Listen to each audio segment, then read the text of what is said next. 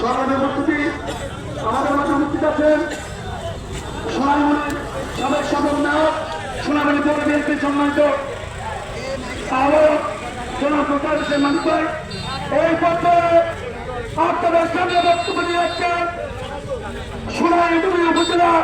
ছাত্র দলের সাবেক বারবার সফল সভাপতি বর্তমান সোনামণি উপজেলা যুবদলের সংগ্রামী আহ্বায়ক নোয়াখালী জেলা যুবদলের সংগ্রামী সভাপতি জনাব জসিমুদ্দিন জসিম ভাই জনাব জসিমুদ্দিন জসিম ভাই।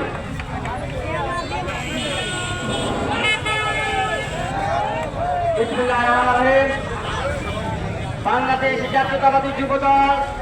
স্বেচ্ছাসেবক দল, ছাত্রদল, উপজেলা, পৌরসভা, কলেজ আজকের যে প্রতিবাদ মিছিল করেছে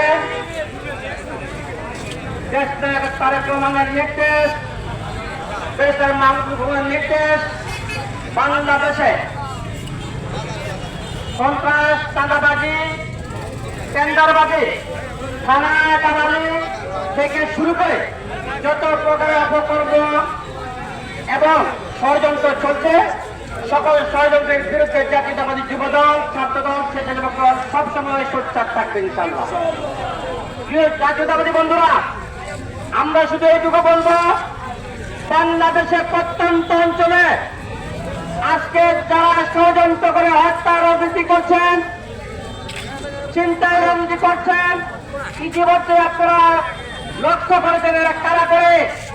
এবং কারা করে কার কাজে সেই দোষ চাপিয়ে দিচ্ছে।